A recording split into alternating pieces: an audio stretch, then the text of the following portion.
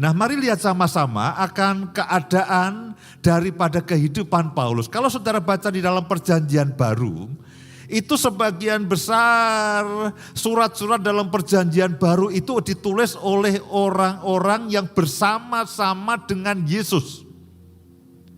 Matius, Lukas, Yohanes, Yakobus, itu mereka adalah orang-orang yang bersama-sama secara fisik. Mereka bersama-sama sekian tahun dengan Yesus. Tetapi Paulus, ketika dia menulis sebagian besar surat-surat dalam Perjanjian Baru, lalu kita bertanya bagaimana dia tahu, Pak? Kan dia ini tidak pernah bersama-sama, tidak pernah ketemu dengan Yesus. Dia hanya dengar mengenai Yesus, tapi beda dengan Petrus yang selama 3,5 tahun itu mengikuti Yesus, melihat apa yang Yesus lakukan, mendengar apa yang Yesus ucapkan. Tetapi Paulus ini tidak. Sama dengan saya dan saudara, Paulus itu hidup atau sebagian hidupnya sama dengan kehidupan Yesus, tapi dia tidak pernah kumpul dengan Yesus.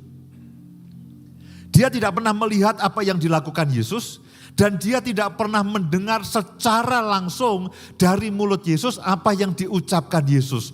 Lain dengan Matius, lain dengan Lukas, Yohanes, Petrus dan sebagainya. Dan Markus itu merupakan, dia menulis surat kitab Injil Markus itu karena dia diceritai oleh Petrus. Petrus bercerita kepada Yohanes Markus, lalu Markus itu menulis. Saudara mungkin tanya, kenapa Petrus itu tidak nulis surat Injil? Seperti Matius, seperti Lukas, atau seperti Yohanes. Sebetulnya Petrus itu nulis, tapi penulisnya itu Markus. Nah, Paulus ini tidak pernah ketemu dan kumpul dengan Yesus, jadi dia tidak melihat apa yang dilakukan Yesus, dia tidak mendengar apa yang diucapkan Yesus, sama dengan saya dan saudara. Nah, dari persamaan ini saya berharap begini, kalau Paulus itu bisa, berarti harusnya saya ini bisa. Mungkin kalau dibandingkan dengan Matius, dibandingkan dengan Petrus, Lukas dan Yohanes, mereka punya keuntungan karena mereka bersama-sama dengan Yesus kurang lebih 3,5 tahun.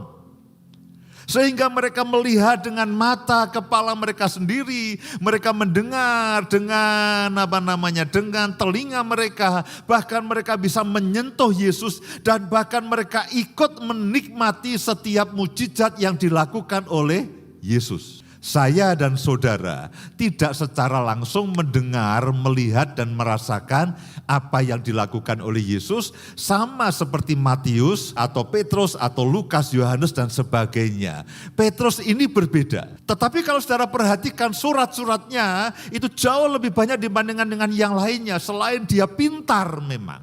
Tapi bukan masalah pintarnya. Nanti kita akan tahu lalu rahasianya apa, Pak. Kenapa Paulus itu bisa menulis begitu banyak tentang Yesus dan bahkan dia bisa menulis sesuatu yang rinci kepada jemaat-jemaatnya. Nah, kunci utamanya itu ada di dalam kitab Efesus pasal yang ketiga. Mulai dari ayat yang pertama. Itulah sebabnya aku ini Paulus, orang yang dipenjarakan karena Kristus. Karena Kristus Yesus, untuk kamu orang-orang yang tidak mengenal Allah. Memang kamu telah mendengar tentang tugas penyelenggaraan kasih karunia Allah yang dipercayakannya kepadaku karena kamu. Saudara perhatikan baik-baik ayat yang ketiga. Saya berharap, saudaraku, setiap firman yang ditulis itu bukan hanya sekedar pengetahuan. Apa yang dialami oleh para nabi, apa yang dialami oleh para rasul, hubungan mereka dengan Tuhan Yesus dan bagaimana mereka mengalami Tuhan. Ketika itu ditulis, tujuannya adalah supaya saya dan saudara mengalami. Bukan sekedar sebuah pengetahuan untuk bahan khotbah, untuk bahan renungan, apalagi bahan debat dengan yang lainnya. Tapi setiap firman yang ditulis, entah itu yang keluar dari mulut Tuhan sendiri, atau peristiwa-peristiwa yang menyatakan bagaimana para murid, bagaimana para rasul, bagaimana para nabi, bagaimana para hamba Tuhan itu berhubungan dengan Tuhan Yesus. Nah, peristiwa-peristiwa itu ketika ditata dengan tujuan, itu akan menjadi contoh bagi saudara dan saya, supaya saya dan saudara juga mengalami.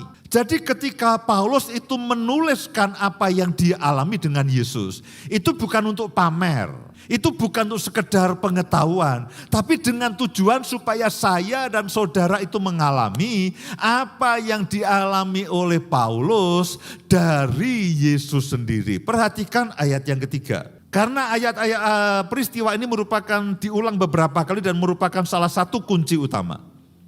Yaitu bagaimana rahasianya, rahasia tugas penyelenggaraan kasih karunia Allah tadi dinyatakan kepadaku dengan wahyu.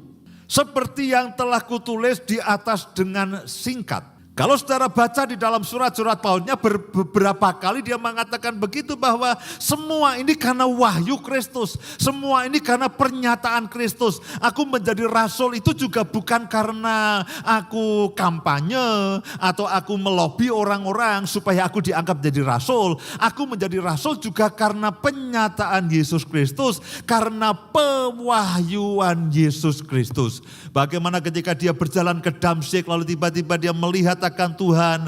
Lalu bagaimana di dalam kitab Galatia diceritakan dia ada di tanah Arab selama 3,5 tahun. Dan pada waktu itulah, selama 3,5 tahun di tanah Arab itulah, pada waktu itulah ketika dia terus mengembangkan persekutuan pribadi dengan Yesus tanpa diganggu apapun. Pada waktu itulah dikatakan dia mengalami pewahyuan Yesus Kristus. Dia tidak melihat langsung Yesus. Dia tidak mendengarkan langsung Yesus. Beda dengan murid-murid yang lainnya. Tetapi di tanah Arab selama 3,5 tahun karena dia bersekutu dengan Yesus. Dia mengkhususkan dirinya dengan Yesus. Pada waktu itulah pewahyuan tentang Yesus Kristus itu diberikan kepada dia.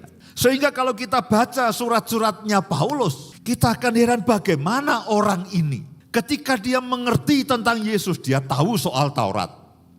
Ya, Paulus ini ahli tentang Taurat. Lalu dia diwahyukan Yesus dalam kehidupannya. Dia mengalami pewahyuan Yesus. Lalu bagaimana dia bisa menulis secara rinci. Harusnya jemaat itu seperti ini. Harusnya cara hidup orang Kristen itu seperti ini. Karena itulah berkali-kali kalau ada orang yang bingung, Pak, saya ini bingung mana perjanjian lama, mana perjanjian baru. Saya harus ikut yang mana. Nah, sebetulnya surat-surat Paulus itu menolong saya dan saudara. Kalau saudara bingung dengan perjanjian lama, saudara bingung dengan perjanjian baru dengan Injil, Pak ini bagaimana nih? Bagaimana, apakah saya harus mengikuti perjanjian lama, mengikuti Taurat dan sebagainya, atau yang seperti apa? Nah, ketika Paulus itu diberi pewahyuan oleh Yesus, dia mengerti perjanjian lama, dia mengerti Taurat, dia mengerti apa yang dilakukan dan diajarkan Yesus, dan dia bisa mengerti dan bisa menerangkan dengan rinci dan bahkan sangat detail bagaimana seharusnya orang Kristen, orang percaya itu hidup dan mengamalkan dan mengalami akan semua firman itu dalam kehidupan sehari-hari, dan bagaimana harusnya jemaat itu juga hidup. Kenapa? Karena dia diinspirasi oleh Roh. Karena dia diberi pewahyuan. Saya berharap, saya berdoa dimanapun saudara berada saat ini. Ketika saudara mendapati, berarti Paulus itu bisa menulis sedemikian rinci, sedemikian detail. Bahkan dia bisa bicara mengenai suami istri, mengenai orang tua anak meskipun dia tidak berkeluarga. Kenapa?